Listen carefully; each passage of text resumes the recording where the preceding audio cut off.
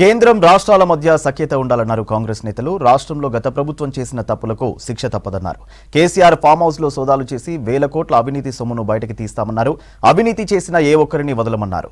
మేడిగడ్డ బ్యారేజీ కుంగుబాటుపై విచారణకు త్వరలోనే ప్రభుత్వం నిర్ణయం తీసుకుంటుందన్నారు హస్తం లీడర్లు. ఫెడరల్ స్ఫూర్తిలో భాగంగా రాష్ట్రాల అభివృద్ధికి కేంద్రం సహకరించాలన్నారు రాష్ట్ర ప్రభుత్వ ప్రత్యేక ప్రతినిధి మల్లు రవి. నీటి ప్రాజెక్టులు, ఆర్థిక, రక్షణ శాఖకు చెందిన అనేక అంశాలు పెండింగ్లో ఉన్నాయన్నారు. ఢిల్లీలో తెలంగాణ ప్రభుత్వ ప్రత్యేక ప్రతినిధిగా బాధ్యతలు చేపట్టారు మల్లు రవి. ఈ సందర్భంగా ఆయనకు శుభాకాంక్షలు తెలిపారు కాంగ్రెస్ ఎమ్మెల్యేలు మేఘారెడ్డి, అనిరుద్ రెడ్డి, మాజీ ఎంపీ మధుయాష్కి గౌడ్.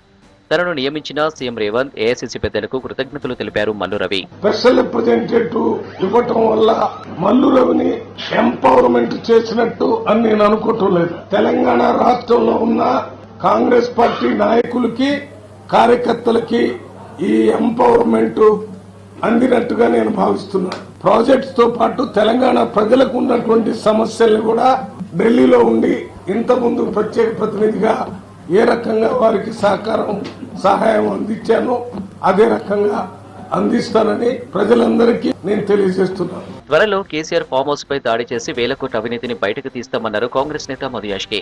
కేసీఆర్ కుటుంబం దాచుకున్న సొమ్మును మోదీకిచ్చారని ఆరోపించారు. కల్వకుంట్ల కుటుంబం అవినీతిలో బీజేపీ భాగస్వామ్యం అన్నారు. సమ్మక్క సారక్క పర్యటనకు వెళ్లిన కవిత కాంగ్రెస్ ఎమ్మెల్యేలకు డబ్బులను ఎరగా చూపారని ఆరోపించారు మధుయాష్కి. బీఆర్ఎస్ టీఆర్ఎస్ పార్టీ నాయకుడు కేసీఆర్ నాయకత్వాన వారి కుటుంబ సభ్యులు యావత్తు తెలంగాణని దాచుకున్నారు.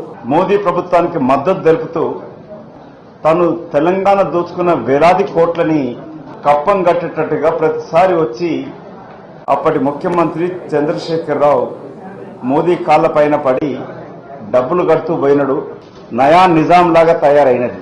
అంటే కవిత దగ్గరనే ఇన్ని కోట్లుంటే అన్న కేటీ రామారావు, హరీష్ రావు దగ్గర వాళ్ళ అయ్యే దగ్గర ఇంకెన్ని వందల కోట్లు ఉంటాయో గమనించాలి. రాష్ట్ర అభివృద్ధికి కట్టుబడి ఉన్నామన్నారు ఎమ్మెల్సీ జీవన్ రెడ్డి. కొంతమంది కాంగ్రెస్ ప్రభుత్వాన్ని కూల్చుతామంటున్నారని, ప్రజలు ఎన్నుకున్న ప్రభుత్వాన్ని కూల్చేందుకు వారెవరని ప్రశ్నించారు.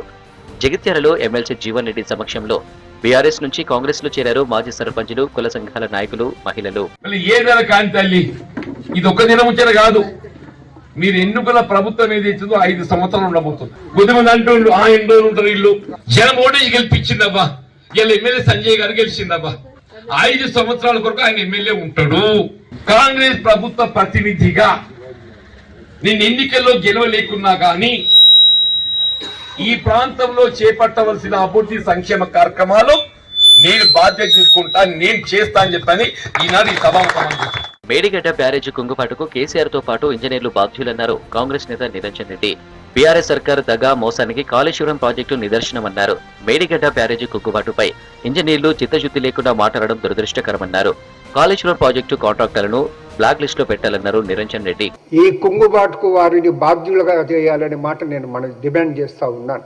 అదేవిధంగా ఈ కాంట్రాక్టర్లు ఎవరైతే ఇన్వాల్వ్ ఉన్నారో ఈ కాళేశ్వరం ప్రాజెక్ట్ లో గాని, మేడిగడ్డ బ్యారేజ్ సంబంధించినటువంటి పనిలో గాని ఎవరైతే ఇన్వాల్వ్ ఉన్నారో వారిని అందరినీ కూడా బ్లాక్ లిస్ట్ లో పెట్టాలనేసి నేను కాంగ్రెస్ పార్టీ తరఫున కాంగ్రెస్ ప్రభుత్వాన్ని కోరుతున్నాను. కాంగ్రెస్ ఎంపీగా పోటీ చేయాలంటే 15 కోట్లు ఇవ్వాలని మాజీ మంత్రి డీకే అరుణ అడిగారన్న కామెంట్లకు కట్టుబడి ఉన్నానన్నారు మాజీ ఎమ్మెల్యే వంశీచంద్ రెడ్డి.